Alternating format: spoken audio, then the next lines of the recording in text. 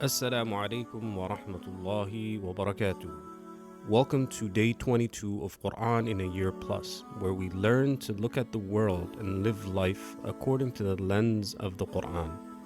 Today we're going to be looking at verses 207 to 215 from Surah Al-Baqarah.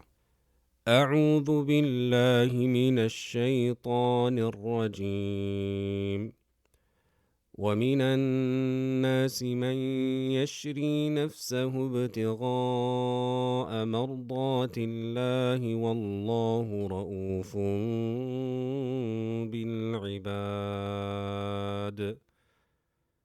There's another type of person who believes and will sacrifice everything to follow Allah and to strive in His path seeking His pleasure. Allah's mercy for His slaves is vast, and He is extremely kind to them. يا أيها الذين آمنوا ادخلوا في السلم كافة ولا تتبعوا خطوات الشيطان إنه لكم عدو مبين.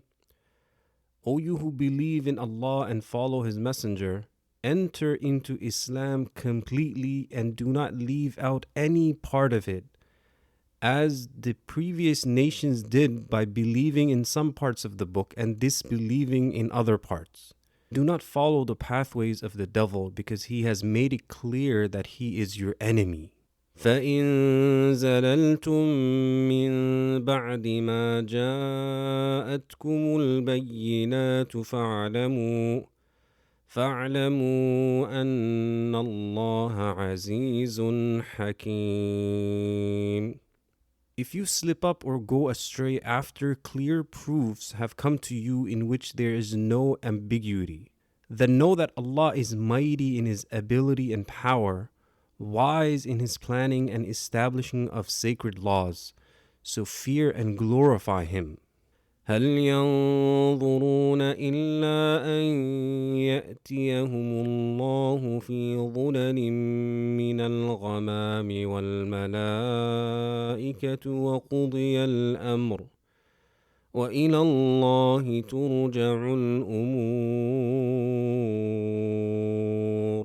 These people who follow the path of the devil instead of the path of truth are only waiting for Allah to come to them as befits His Majesty on the Day of Judgment, in the shadows of clouds to judge them, and for the angels to also come and surround them from all sides. At that time Allah will judge them once and for all.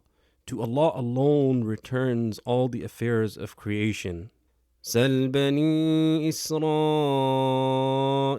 كم آتيناهم من آية بينة ومن يبدل نعمة الله من بعد ما جاءته فإن الله شديد العقاب. O Prophet, asked Bani Israel reprimandingly about how many clear signs proving the truthfulness of the messengers were given to them by Allah. Despite this, they denied it and turned away from them. If anyone exchanges Allah's favor with disbelief and denial after being aware of it, and after it has become apparent, then Allah is intense in punishing the disbelievers and the deniers. زين للذين كفروا الحياة الدنيا ويسخرون من الذين آمنوا والذين اتقوا فوقهم يوم القيامة والله يرزق من يشاء بغير حساب. For those who disbelieve in Allah, the worldly life and its temporary pleasures and enjoyments have been made to seem glamorous. They mock those who have faith in Allah and the Last Day. Those who are mindful of Allah by fulfilling His commands and avoiding His prohibitions will be above such people in the afterlife, when Allah will make them live in the gardens of paradise. Allah gives without limit or account to whichever of His creations He wishes. كان الناس أمة واحدة فبعث الله النبيين مبشرين ومنذرين وأنزل معهم الكتاب بالحق ليحكم بين الناس فيما اختلفوا فيه وما اختلف فيه إلا الذين أوتوه من بعد ما جاءتهم البينات بغيا بينهم فهدى الله الذين آمنوا لما اختلفوا فيه من الحق بإذنه والله يهدي من يشاء إلى صراط مستقيم. People were one community, one nation. All of them were united upon guidance following the way of their father Adam, until the devils misguided them. They were then split into believers and disbelievers. For this reason, Allah sent messengers bringing glad tidings of the mercy of Allah for those who had faith in Him and followed Him, and warning the disbelievers of Allah's severe punishment. With the messengers, Allah also sent books containing the truth, so they could judge between people concerning their disagreements.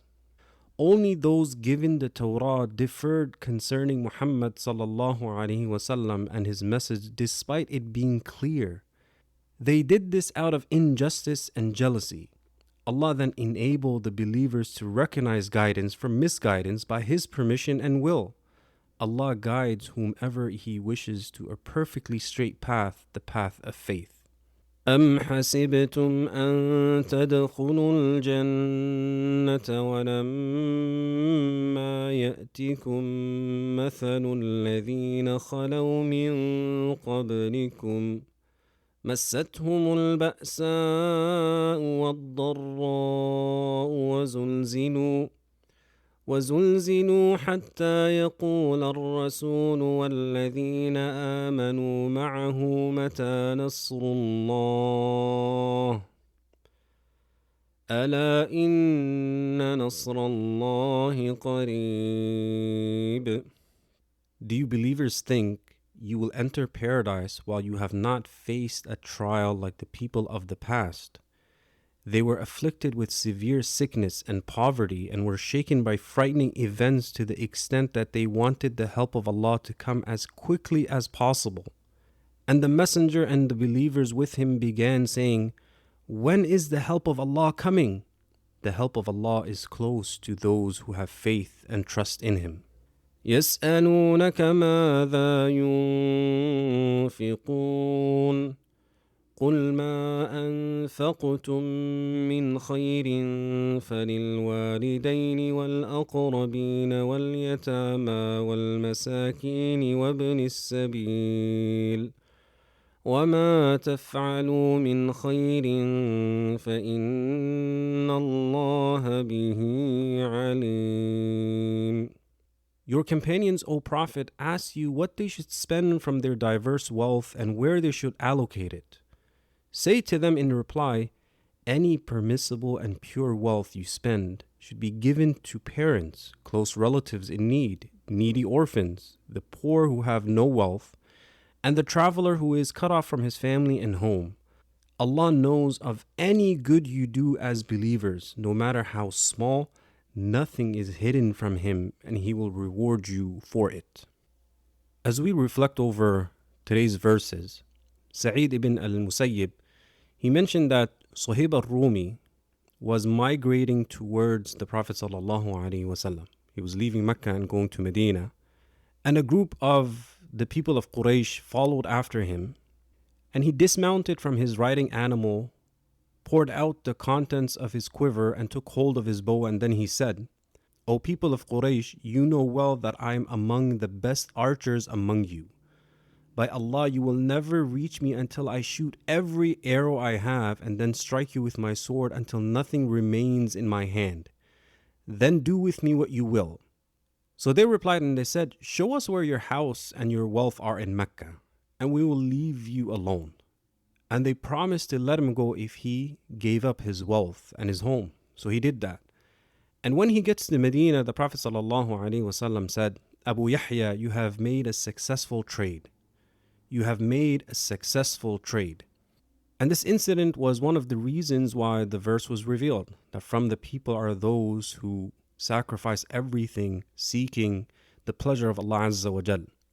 Allah the Almighty, He calls us to enter into Islam completely, to believe in it, to take it as a way of life, to adhere to His commands, to follow the guidance of the Prophet sallallahu alaihi wasallam, that a person enters into Islam completely, and not following in the examples of the previous nations where they took some of the book and rejected other aspects.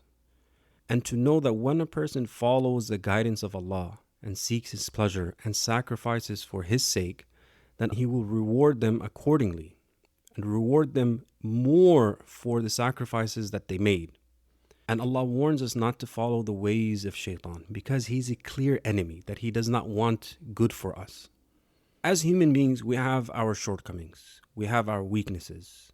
He gets us at times, and we might fall and slip, but the key is that we get up and we don't take on a defeatist mentality, but Allah wants us to turn back to Him, and that we might lose a few battles here and there with shaitan, but the goal is that we don't lose the war. And to also recognize that how is he able to get me? What are my weaknesses? What are my shortcomings that he's able to manipulate in order to make me slip and fall into sin? And Abu Darda, he had a statement, he said that from the fiqh, from the understanding of a person is that they understand how shaitan gets them. And they also keep in mind, what state are they in? Are they in a state where their iman, their faith is increasing, or is it decreasing? And this way they're able to recognize that where are my shortcomings? How is He able to get to me? And they work to overcome that. Allah the Almighty, He also highlights how this world is beautified for the people who reject faith, and that they mock the believers. And it is incumbent upon the believers to remain firm upon their faith and not to be shaken by the mockery, by the propaganda, and the statements of politicians and other individuals that try to belittle their faith. Because to understand that the ultimate goal is to follow the way of Allah and to make it to Jannah, and the people who observe Allah's commands and are patient despite the difficulties, that their rank is always going to be higher than those individuals who leave faith. And the gift of faith is the most important gift, that Allah the Almighty guided us to the truth. And this is from His favors, that Allah has favored us. It is from His grace, and a person appreciates that. Because the one who exchanges faith for disbelief, who rejects the blessings, who decides to do other than what Allah has commanded, then they risk losing that blessing. As Shaykh Sa'di, he mentioned that whoever Allah blesses with a gift, whether religious or worldly, and he does not show gratitude nor fulfill its due right, that blessing fades away and disappears. It gets replaced with disbelief and sin. So that disbelief becomes his exchange for the blessing. But the one who thanks Allah and fulfills its right, the blessing remains firm, continues, and Allah increases him in it. Another thing that Allah highlights is He's telling the believers, the Prophet ﷺ and the companions, that do you think that you're going to enter into Jannah and you don't go through the different trials and tests that the previous nations went through? And those trials were extremely severe and difficult. And this is the nature of life as well, that things are a test. Things might be difficult at times. But the believer is patient, reminding themselves that in this there is good, in this there is elevation, purification. And this is a means for me to earn the pleasure of Allah. And Allah was preparing the believers, was teaching them, and He's also teaching us that paradise is not cheap. The path of faith comes with struggle, with moments that might shake you to your core. But victory comes after patience, after resilience, after refusing to let go of trust in Allah, even when everything around you feels uncertain. Because the one certainty that we have is that we know Allah subhanahu wa ta'ala exists. We know that He's there for us. We know that He has given us guidelines to follow, and through that we earn His support and His help. And Allah the Almighty, despite our shortcomings, He overlooks so much, and He showers us with His mercy, and He opens doors for us. And the companions, they didn't back down. They held their ground. And after that storm, after difficulty, the relief of Allah's victory came.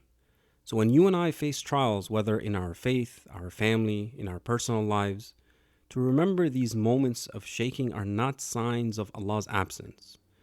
Rather, they are signs that He is preparing us for growth, for reward, for something greater. The road to Jannah has always been paved with difficulty, but every step of patience is a step closer to Allah's eternal promise. So as we walk away from today's episode, we want to ask ourselves that when blessings feel tight, how do I respond? Do I respond with patience or do I complain? And how can I practice patience in a way that keeps me grounded? And once again, we remind ourselves that patience does not mean being passive.